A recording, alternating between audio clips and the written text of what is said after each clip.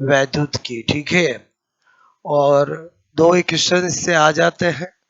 और हमने सबसे पहले क्या जाना, करंट क्या होता है, क्लियर। तो हम बचपन से जानते हैं करंट क्या होता है, I is equal to Q by T होता है। क्या होता है, I is equal to Q by T. फिर मैंने कहा बोलो आपका, अगर आपका I is equal to Q by T होता है तो Q क्या होता है, Q बराबर NE। Q बराबर क्या होता है, NE, क्लियर।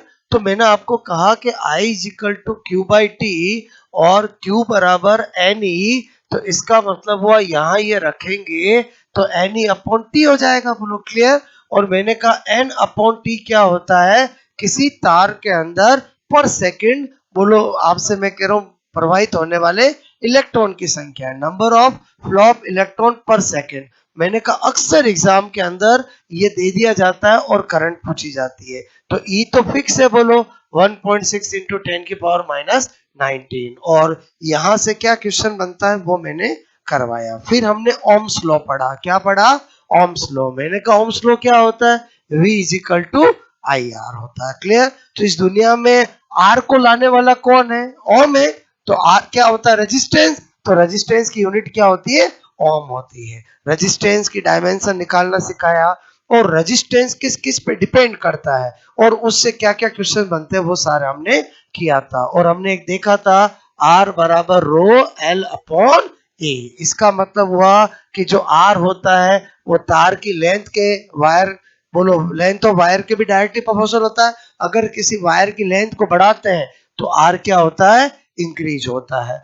बोलो आर जो होता है वो इस ए के साथ कैसा होता है, इनवर्सली प्रोपोर्शनल। अगर वायर का ट्रांसवर्स एरिया कम करता हूं तो भी आर क्या है, बढ़ता है।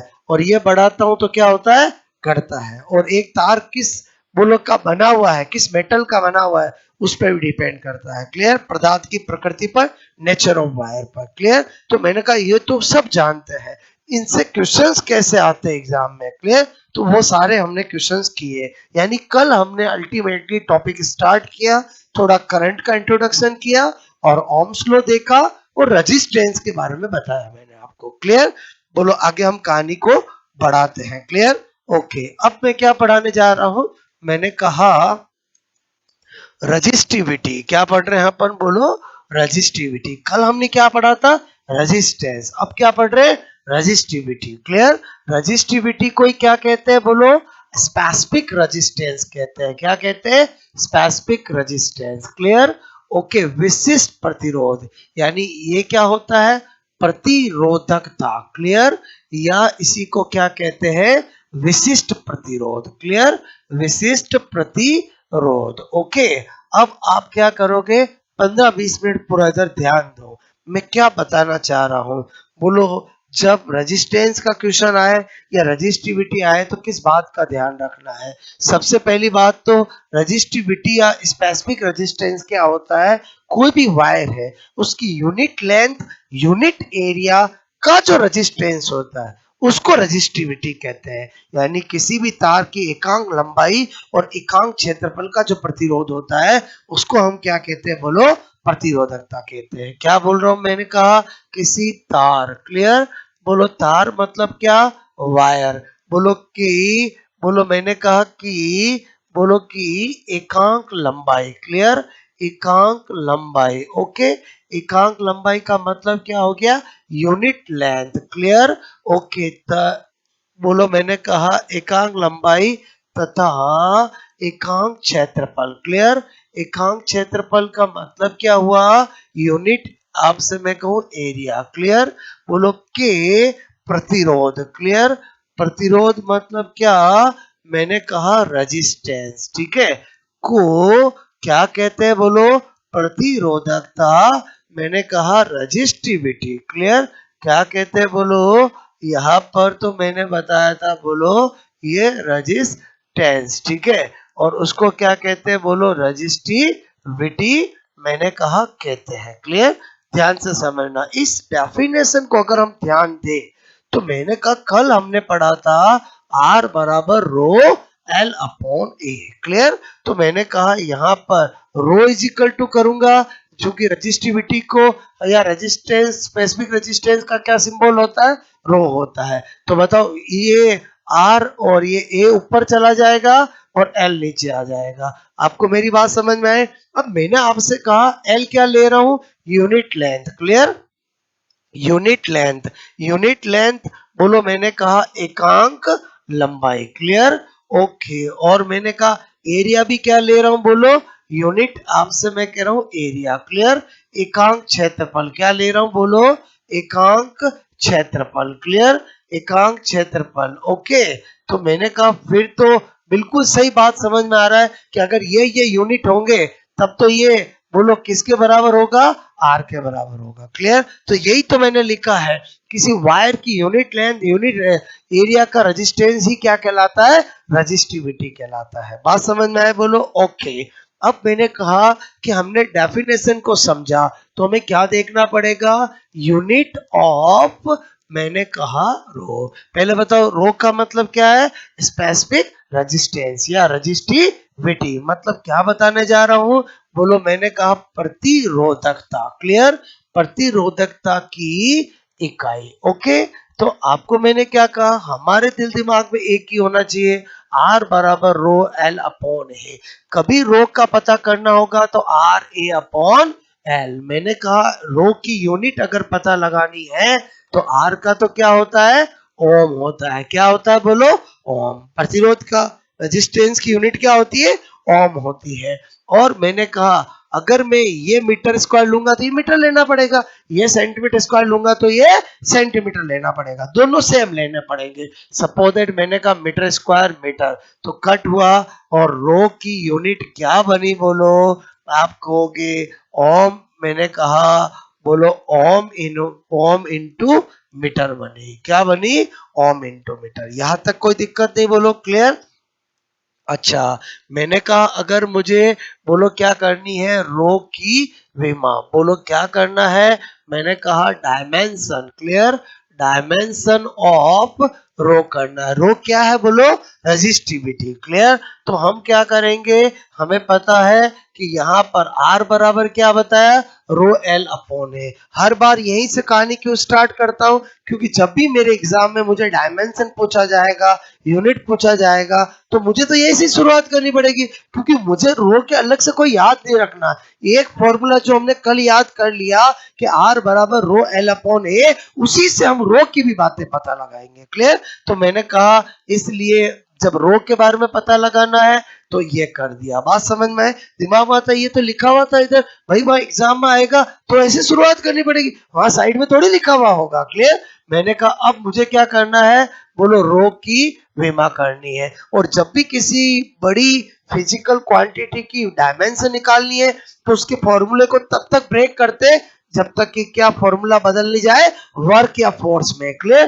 तो मैंने कहा यार एरिया तो मैं जानता हूं, कोई चेंज नहीं करना। रो मैंने कहा आर, आर तो मैंने कहा कि वी बराबर क्या होता है? I R. क्लियर? तो आर बराबर क्या होता है? बोलो आर बराबर क्या होगा? V upon I. क्लियर? अभी भी मेरा काम नहीं हुआ, क्योंकि मुझे फॉर्मूले को कब तक ब्रेक करना है? जब तक कि फोर्स या वर्क ना आ जाए। मैंने कहा चलो यहाँ पर एक बार तो मैं इसकी जगह, बोलो इसकी जगह क्या लिख दूं? v अपॉन आई लिख दूं। क्लियर? बात समझ में? a into L. ओके। फिर भी मेरे को अभी तक तो वर्क आया नहीं है। मैंने कहा यार v पोटेंशियल क्या होता है? w अपॉन q होता है। तो इसका मतलब यहाँ बोलो w लिखूंगा, q लिखूंगा, i लिखूंगा, a लिखूंगा, l लिखूंगा। अब मेरा काम हो जाएगा। क्लियर? पहले बताओ w का क्या होता है? m1 l2 t minus 2। दो की डायमेंशन हमेशा याद होनी चाहिए, एक फोर्स की और एक वर्क की। फोर्स की क्या होती है? m1 l1 t minus 2। Work की क्या होती है? m1 l2 t minus 2। Clear? बोलो चार्ज की क्या होती है? at। एम्पियर आई की क्या होगी? a। बोलो एरिया की क्या होती है? L square. और लेंथ की क्या होगी? एल। जो कटता है वो काट लेंगे और जो बच जाएगा वो रख देंगे। तो मैंने कहा यहाँ पर बोलो एक तो हो गया m1, बोलो l2 और 1 क्या हो गया? 3। ओके। t2 माइनस 2 और ऊपर जाएगा तो क्या होगा? -3। a और a ऊपर जाएगा तो -2। पहले बताओ आपको आपको इसकी डायमेंशन मिली कि नहीं मिली? ये तो निकाल लाना चाहिए, कभी भी अपन टिक कर सकते हैं। आपको इतनी कहानी समझ में आई? बोलो सबसे पहले मैंने क्या बताया? मीनिंग बताया। मीनिंग क्या बताया कि रेजिस्टेंस अलग चीज होती है, रजिस्टिविटी अलग चीज होता है। रजिस्टिविटी किसी भी वायर की पर unit length per unit area से डिफाइन की जाती है, क्लियर। जबकि रेजिस्टेंस पूरे लेंथ पूरी एरिया से डिफाइन की जाती है, क्लियर। और मैंने कहा कि जो रजिस्टिविटी होती है उसकी यूनिट हो, डायमेंशन हो, उसको निकालने के लिए हमें एक ही बात पता होनी चाहिए कि R बराबर रो L अपॉन ए, क्लियर। तो मुझे जब रो के बारे में पता लगाना होगा तो मैं ऑटोमेटिकली फॉर्मूला बना लूंगा। हम दो दो फॉर्मूले क्यों ध्यान रखें, बात समझ में आए। जो एक कम हमने जाना था उसी का यूज करके आज बातें पता कर रहे हैं। यहां तक कहानी समझ में आई, एक बार नोट करो फिर आगे कहानी बढ़ाता हूं।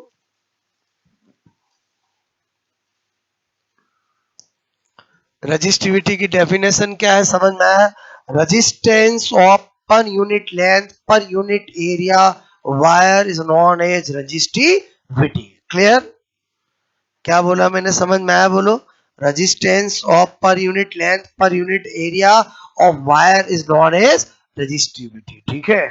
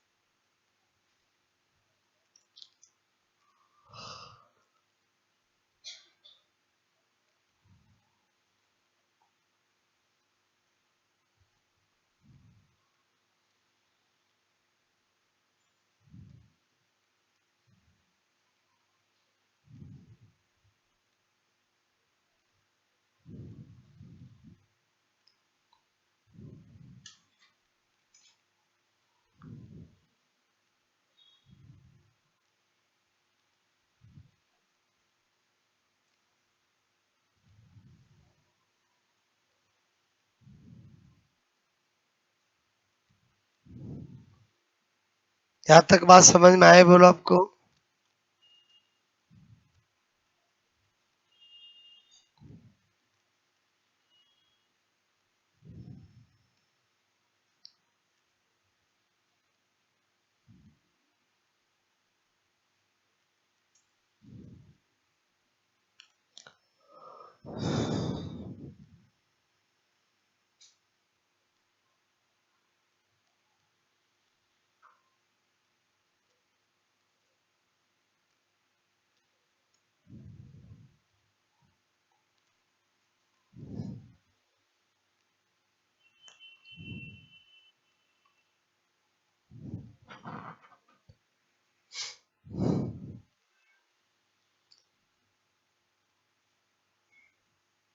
ओके, बात समझ में आए बोलो।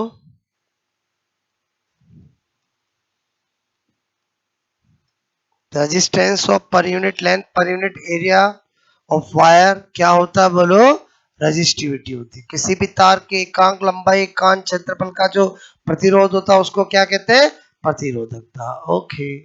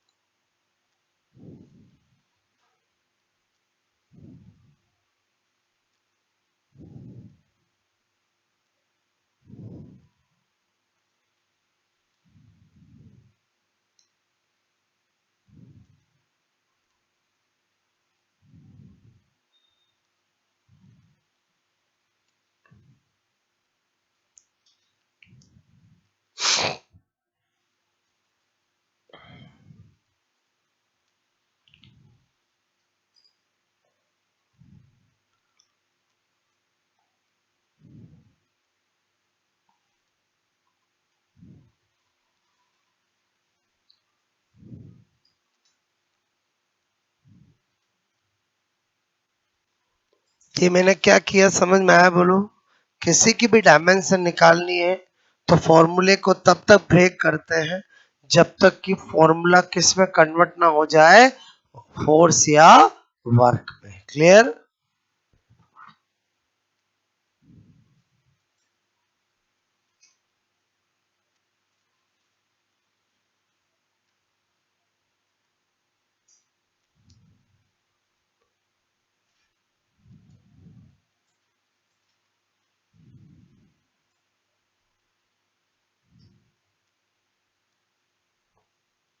हो गया ये नोट बोलो? ठीक है,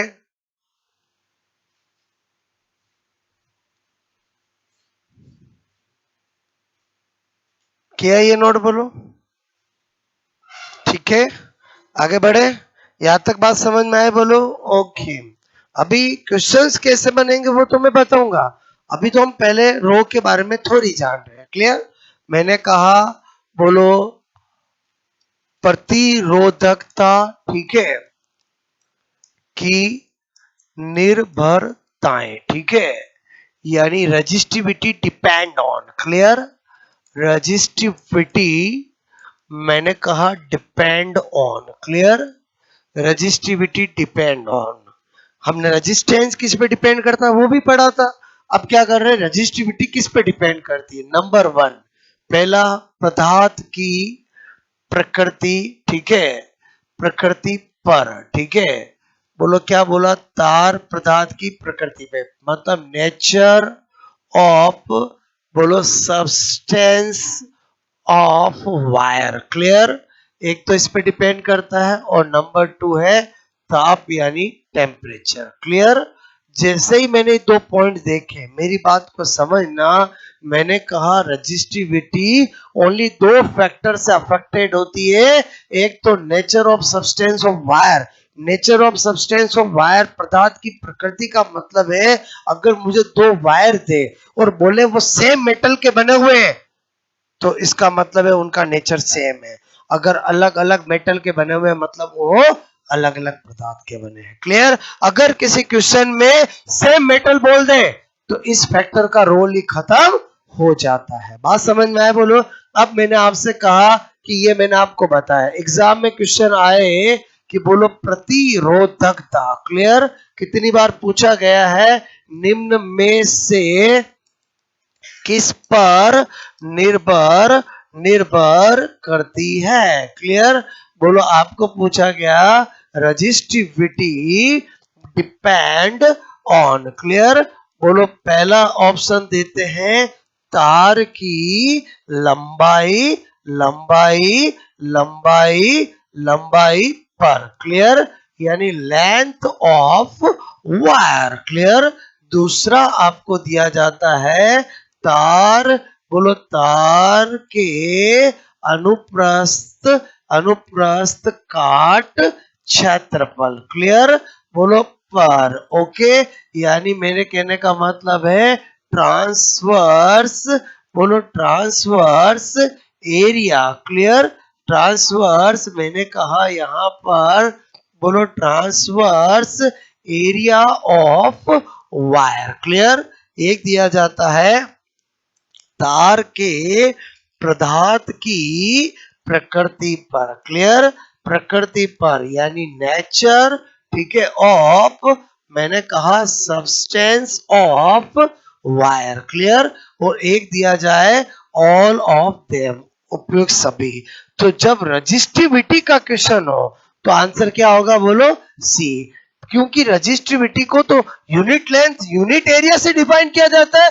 कोई वायर है, उस वायर के हर पॉइंट पे इसकी वैल्यू क्या होगी? सेम होगी। बात समझ में? लेंथ और ट्रांसफर एरिया से रजिस्टिविटी का कोई लेना देना नहीं है, लेकिन रेजिस्टेंस का लेना देना है। यही क्वेश्चन अगर यहाँ रेजिस्टेंस का हो तो ऑल होगा। तो जब भी ऐसा एग्जाम में, कभी कॉम्पिटिशन एग्जाम में क्वेश्चन आए तो ध्यान से देखना चाहिए कि क्वेश्चन रेजिस्टेंस का है कि रजिस्टिविटी का है। दो अलग फिजिकल क्वांटिटी है, दो अलग भौतिक राशियां है। प्रतिरोध अलग है और प्रतिरोधकता अलग है। बात समझ में? बोलो सेम में रेजिस्टेंस में आंसर ऑल होगा और रजिस्टिविटी में ये होगा। तो वहां पर क्या होता है, ऐसा क्वेश्चन बार बार क्यों आता है? क्योंकि जल्दबाजी में जब हम एग्जाम देने जाते हैं या एग्जाम में हम रहते हैं तो हमारा जल्दबाजी में कभी कभी ध्यान नहीं जाता कि रेजिस्टेंस लिखा हुआ है, रेजिस्टिविटी लिखा हुआ, प्रतिरोध लिखा हुआ है, प्रतिरोधकता लिखा हुआ है। तो स्पेशली ध्यान देना है ऐसा क्वेश्चन में। अगर आपको और ज्यादा कंफर्म करना है, अगर आप हिंदी में पेपर देखते हो तो साथ में बाइलिंगुअल इंग्लिश रहती है, आप कंफर्म कर लो कि रेजिस्टिविटी है कि रेजिस्टेंस है।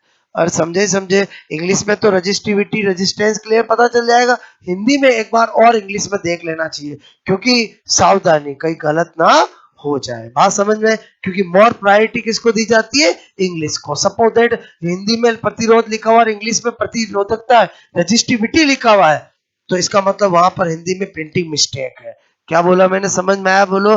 क्योंकि सेम क्वेश्चन होगा, बोलो। तो अगर ऐसा कभी होता है तो प्रायोरिटी किसको दी जाती है? इंग्लिश को। बात समझ में आए? तो आई थिंक ये समझ में आया, बोलो। नोट करोगे?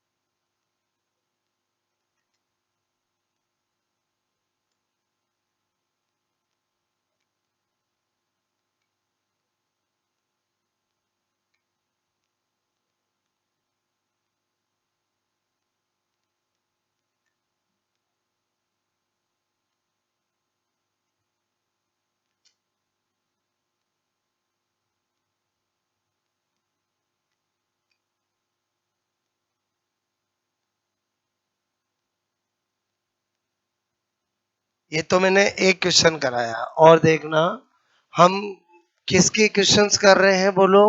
रजिस्टिविटी के। किसके? बोलो। रजिस्टिविटी के। ठीक है।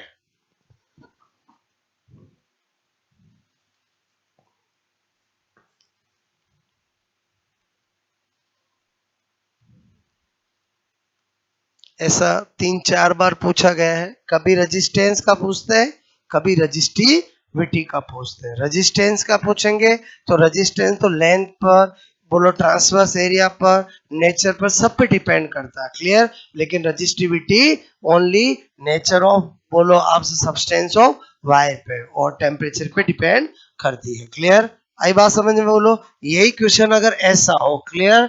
नंबर 2, मैंने कहा यदि, ध्यान से समझना, अलग अलग लंबाई, अलग अलग लंबाई यानी लेंथ, यानी डिफरेंट डिफरेंट लेंथ, ठीक है, बोलो, परंतु परंतु समान धातु। क्लियर? समान धातु मतलब same metal. Clear? Same metal, बोलो के दो वायर। ठीक है? वायर मतलब क्या?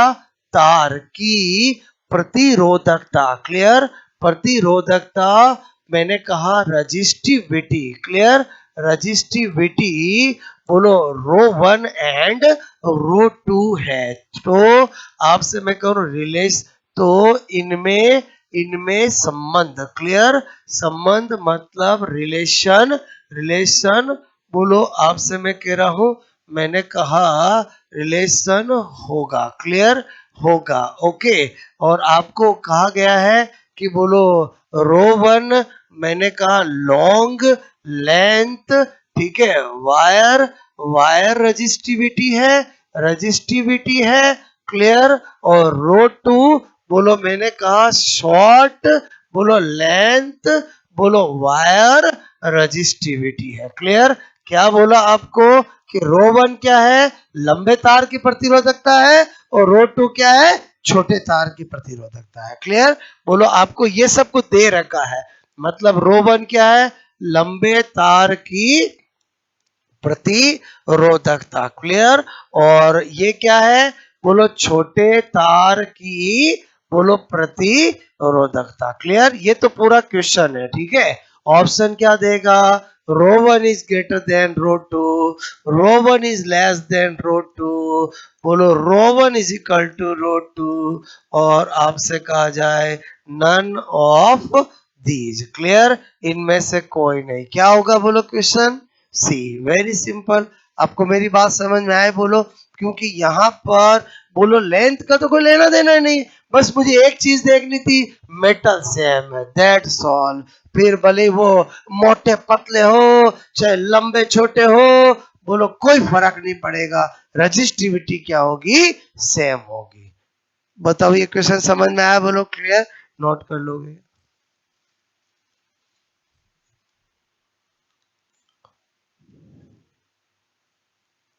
क्वेश्चन समझ में आया, if two wire different length but same metal, clear. और रजिस्टिविटी है rho one and rho two, तो relation between rho and rho two, clear. Question समझ में आया बोलो। इफ टू वायर, क्या बोला मैंने, different length but but same metal, clear. Different length but same metal, बोलो जिनकी रजिस्टिविटी कितनी है, rho one and rho two. और आपको पूछा find out relation between rho and rho two, and rho one is a, बोलो आपसे मैं कह रहा हूँ रजिस्टिविटी ऑफ लॉन्ग, मैंने कहा long length wire resistivity, and rho two क्या बोल रखा, शॉर्ट लेंथ वायर रजिस्टिविटी, ठीक है।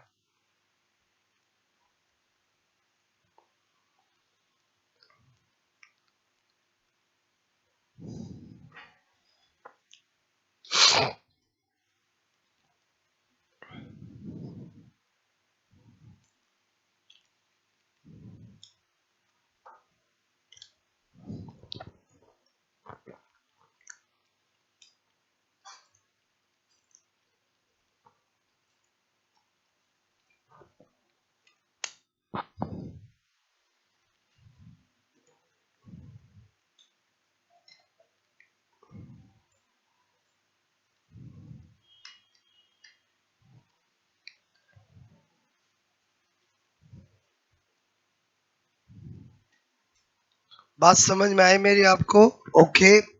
रेजिस्टेंस और रजिस्टिविटी, जब भी क्वेश्चन हो तो अच्छे से देखना है क्या गिवन और क्या पूछा है, क्लियर।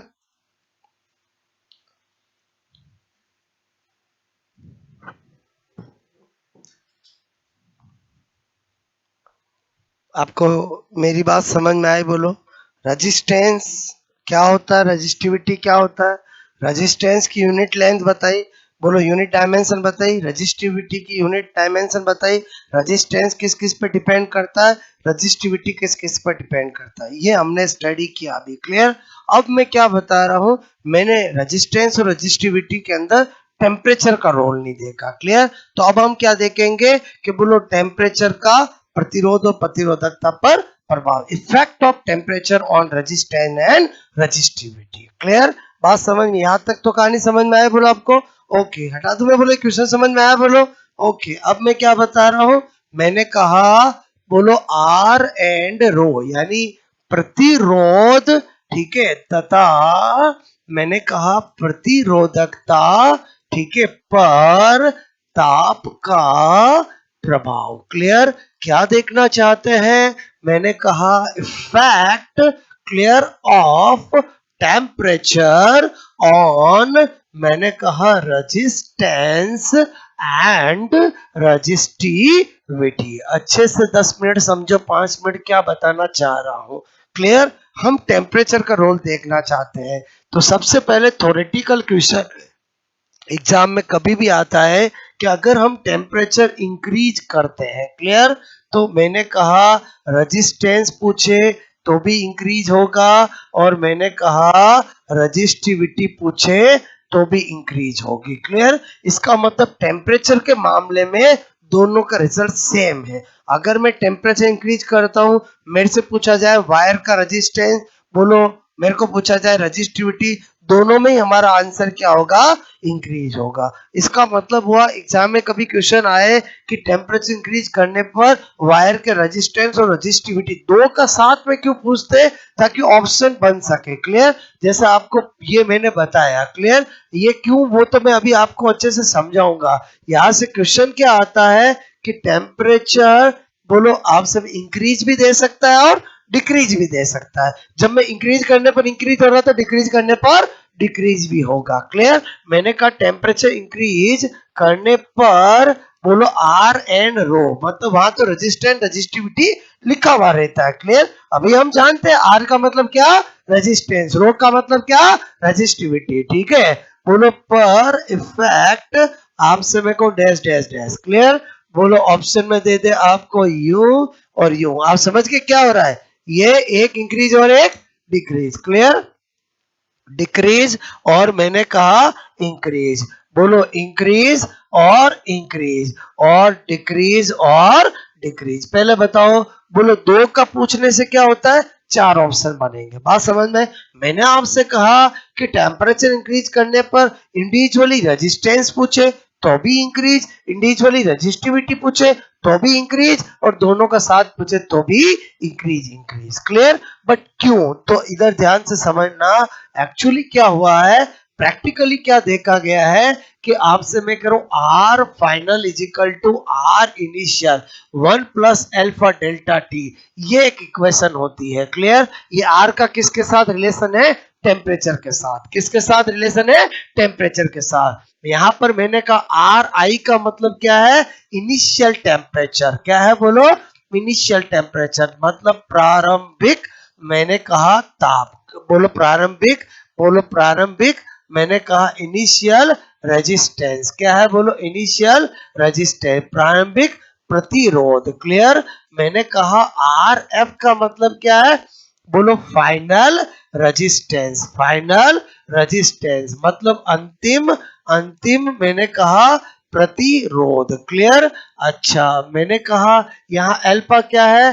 प्रतिरोध ताप गुणांक। बोलो प्रतिरोध ताप गुणांक। ठीक है? यानी रेजिस्टेंस, मैंने कहा क्या है? बोलो रेजिस्टेंस टेम्परेचर, बोलो कोफिशिएंट। क्लियर? ओके। और डेल्टा क्या है?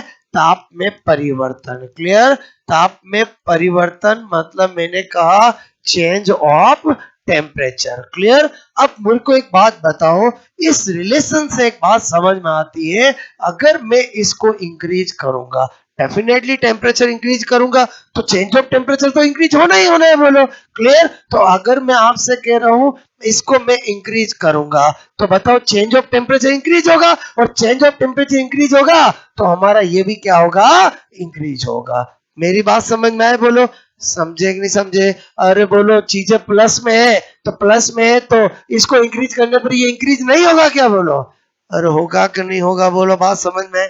हाँ या ना? बात समझ में आए? बोलो ओके। मैंने कहा सेम रिलेशन होता है F final F initial N plus alpha delta T. Clear? बिल्कुल डिट्टो सेम, बस ये है, ये क्या है बोलो? मैंने ये क्या है बोलो? यहां पर मैं क्या बोलूंगा? Initial, initial resistivity. क्या है बोलो? इनिशियल रेजिस्टिविटी मतलब प्रारंभिक, मैंने कहा प्रतिरोधकता। क्लियर? ओके। और बोलो रो एफ का मतलब क्या है? Final resistivity. क्या है बोलो? फाइनल, बोलो रेजिस्टिविटी। क्लियर? बोलो अंतिम, अंतिम प्रतिरोधकता। क्लियर? अच्छा, और बाकी सब तो ये क्या है बोलो? प्रतिरोधकता ताप गुणांक। क्लियर? प्रतिरोधकता ताप गुणांक। क्लियर? बोलो वहां पर क्या था? रेजिस्टेंस टेम्परेचर कोएफिशिएंट, यहां पर क्या होगा बोलो? Resistivity temperature coefficient. Clear? Temperature मैंने कहा कोफिशिएंट, क्लियर। और आपका डेल्टा टी क्या है? Change of temperature, clear. तो बताओ यहां पर भी अगर मैं टेम्परेचर इंक्रीज करता हूं, क्लियर, तो बताओ चेंज ऑफ टेम्परेचर इंक्रीज होगा तो आपकी रजिस्टिविटी भी क्या होगी? इंक्रीज होगी। आई थिंक आपको ये जो मैंने लिखा वो समझ में आया होगा। This one is very very important, clear. अब ये इंपॉर्टेंट क्यों है मेरी बात को समझना। जब हम एग्जाम देने जाते हैं तो हम ये चैप्टर भी पढ़ते हैं, हमारे दिमाग में रहता है, और सेमीकंडक्टर चैप्टर भी दिमाग में रहता है। आगे जाकर वो भी चैप्टर पढ़ेंगे। नाम सुना नहीं सुना बोलो? अर्धचालक। क्यों पूछता है एग्जामिनर? क्योंकि उसको सब पता है, स्टूडेंट के एक ही दिमाग में बोलो ये वाला करंट इलेक्ट्रिसिटी भी रहेगा, इसी दिमाग में सेमीकंडक्टर भी रहेगा। और आपको मैं स्पेशल नोट करके क्या बता रहा हूँ, ध्यान से समझना, क्लियर। मैंने कहा कि बोलो यहां पर फॉर सेमीकंडक्टर, क्लियर। पूरा चैप्टर डिटेल से पढ़ेंगे। मैंने कहा अर्धचालक, क्लियर। अर्धचालक के लिए, क्लियर, अर्धचालक के लिए अगर हम टेम्परेचर इंक्रीज करते हैं तो आपकी रेजिस्टेंस क्या होता है? डिक्रीज होता है। बात समझ में आए बोलो? क्योंकि यहाँ पर बिल्कुल मीनिंग ही अलग है। यहाँ पर टेम्परेचर इंक्रीज करने पे क्या होता है, जो हमारा सेमीकंडक्टर होता है उसमें कोवेलेंट बॉन्ड ज्यादा टूटते हैं और इलेक्ट्रॉन और होल ज्यादा उत्पन्न होते हैं, करंट ज्यादा बहती है, इसलिए रेजिस्टेंस घटता है। बात समझ में? तो ये सेमीकंडक्टर है, और वो जो हम पढ़ रहे हैं वो कंडक्टर वायर है, क्लियर। वो हम जो तार की बात कर रहे हैं, तार मतलब चालक, और ये क्या है बोलो? अर्धचालक। तार मतलब कंडक्टर, और यहां पर किसकी बात कर रहा हूं? Semiconductor, clear. तो एग्जाम में कभी ऐसा क्वेश्चन आ जाए कि ताप टेम्परेचर बोलो आपको पूछा जाए इंक्रीज, क्लियर, इंक्रीज बोलो करने पर क्रम से बोलो चालक, आपसे मैं कह रहा हूं एंड अर्धचालक, क्लियर। बोलो आपसे मैं कह रहा हूं कंडक्टर और सेमीकंडक्टर, क्लियर। बोलो क्या पूछा आपको? कंडक्टर और बोलो मैंने कहा सेमी कंडक्टर, क्लियर। सेमीकंडक्टर का रेजिस्टेंस, क्या रेजिस्टेंस आपसे मैं कह रहा हूं पर इफेक्ट बोलो होगा। अब आपका क्वेश्चन ही बदल गया है, क्लियर। अब ऑप्शन बोलो आपको पहले इसका और फिर ये पूछा है, क्लियर। तो ऑप्शन में क्या आएगा? Increase decrease, clear. बोलो मैं लिख के नहीं करके ऐसे सिंबल कर रहा हूं, समझ जाओगे बोलो? खड़ी लाइन नीची लाइन ऐसा नहीं, पहले पढ़ो ये क्या है, ये क्या है?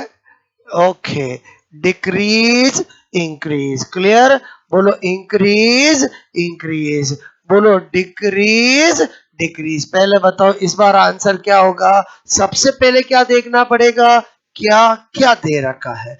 बोलो कंडक्टर दे रखा है, फिर सेमीकंडक्टर दे रखा है, कि सेमीकंडक्टर कंडक्टर दे रखा है, क्लियर। सेमीकंडक्टर मैंने नहीं पढ़ाया, बट कंपेयर यहां पर क्यों कर रहा हूं कि हमें कंपेरेटिवली चीजें पता होनी चाहिए कि यहाँ टेम्परेचर वाली क्वेश्चन इंपॉर्टेंट क्यों होते हैं एग्जाम में। क्योंकि जब एग्जाम देंगे तब तो एग्जामिनर को थोड़ी मतलब है, उसको तो आपको कंफ्यूज करना है। तो बोलो वो तो सारे सिलेबस के टॉपिक से मिक्स करके कंपटीशन एग्जाम में क्वेश्चन पूछता है, तो आपको पहले देखना है कंडक्टर, क्लियर। तो इसका मतलब उसमें तो सर ने बताया था टेम्परेचर इंक्रीज करने पर आर इंक्रीज होता है। क्यों होता है मैंने आपको कारण बताया, क्लियर। तो इसका मतलब हुआ ये तो इस जन्म में हो ही नहीं सकते, क्लियर।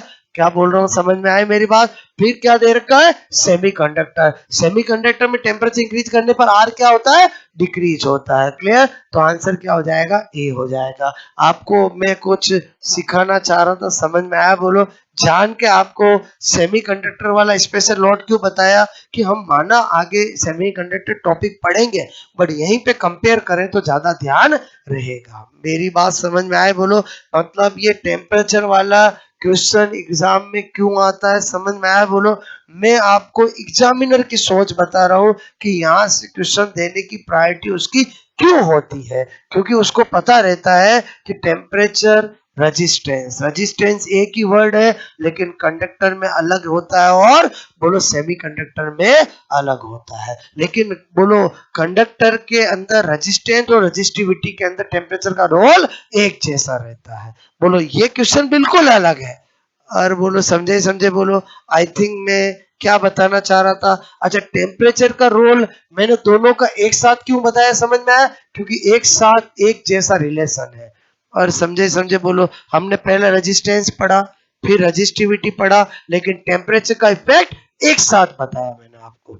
मेरी बात रीजन समझ में आया? क्योंकि दोनों के रोल क्या है, एक जैसा है। टेम्परेचर इंक्रीज करता हूं तो रेजिस्टेंस भी इंक्रीज होता है और रजिस्टिविटी भी इंक्रीज होती है। क्लियर? आई थिंक मैं क्या बताना चाह रहा था, मेरी बात समझ में आए बोलो, नोट कर लिया जाए।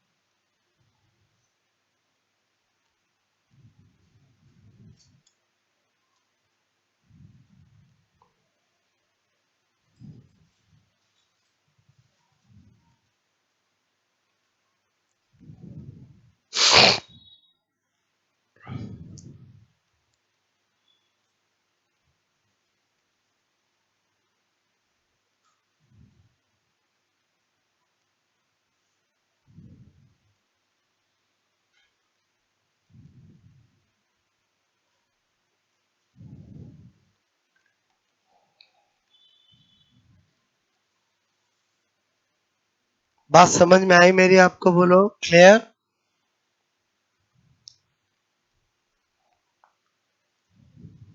अगर मैं टेम्परेचर इंक्रीज कर रहा हूँ, आर और रो इंक्रीज हो रहा है, तो टेम्परेचर डिक्रीज करने पर क्या होगा, डिक्रीज होगा। सीधी सी बात है। एक चीज ध्यान रख लेते, दूसरा पूछेंगे उल्टा तो वो हम वैसे ही कर लेंगे। ठीक है, ये यहाँ पर क्या क्वेश्चन लिखा समझ में आया बोलो? ठीक है, बोलो आपको मैंने कहा टेम्परेचर इंक्रीज करने पर रेजिस्टेंस रेजिस्टिविटी पर क्या इफेक्ट आएगा। बोलो पहला ऑप्शन है हमारा इंक्रीज, बोलो डिक्रीज। दूसरा है बोलो बी, मैंने कहा आपको ए बी सी डी, बोलो increase increase decrease increase decrease decrease. तो यहाँ पर क्या होगा, ये हमने किया है तो क्या होगा बोलो, इंक्रीज इंक्रीज। क्लियर? क्या आंसर होगा बोलो, इसका ये होगा। और अगर मैं यहाँ पर डिक्रीज करता तो डिक्रीज डिक्रीज। बात समझ में आया बोलो? क्लियर? ओके, हो गया ये नोट बोलो। बट ये इंक्रीज करने पर ये दोनों क्यों इंक्रीज होते हैं, तो ये मैंने आपको प्रैक्टिकली आपको बताया कि प्रैक्टिकली क्या होता है, ये दो इक्वेशन होती है। क्लियर? और ये हमें क्लियर बताती है कि टेम्परेचर इंक्रीज करने पर रेजिस्टेंस क्या होगा, इंक्रीज होगा। और ये इक्वेशन क्या बताती है, टेम्परेचर इंक्रीज करने पर रेजिस्टिविटी भी इंक्रीज होगी। बात समझ में आए?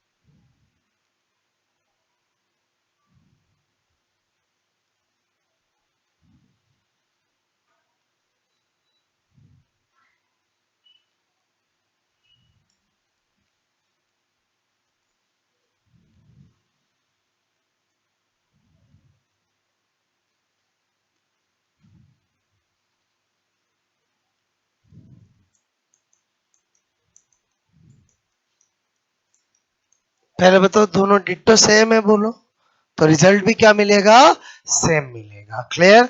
तो इसका मतलब होगा अगर इंडिविजुअली भी मेरे से पूछे टेम्परेचर इंक्रीज करने पर रेजिस्टेंस तो भी इंक्रीज, रेजिस्टिविटी भी इंक्रीज। क्लियर?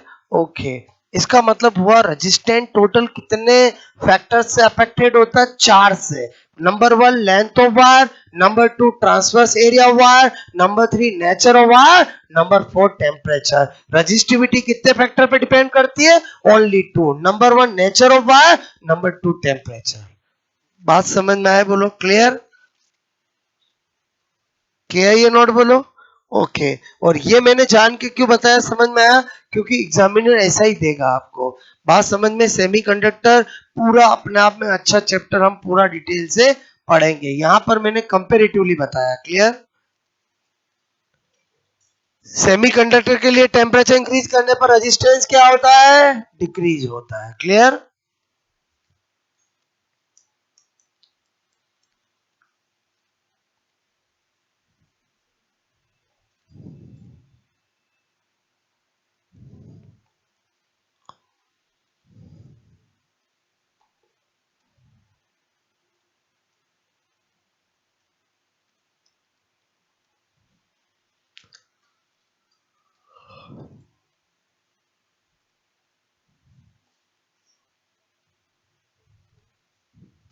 ये मैं ऐसे करता हूं, समझ जाओगे बोलो? अरे इंक्रीज डिक्रीज, बढ़ता घटता कुछ भी लिखूं, बात तो एक ही है ना। ठीक है।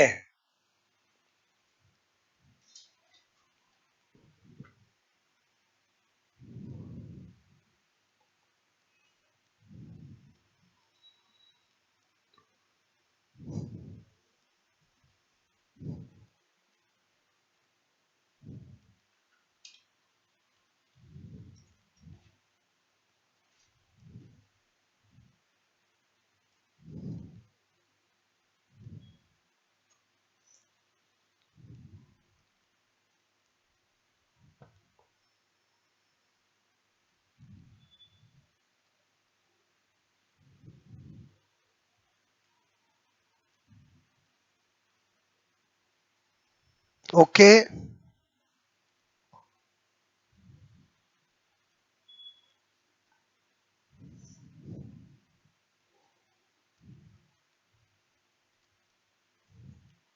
यहां तक कहानी समझ में आई बोलो? अभी हमने चैप्टर में बेसिक चीजें सीखी है।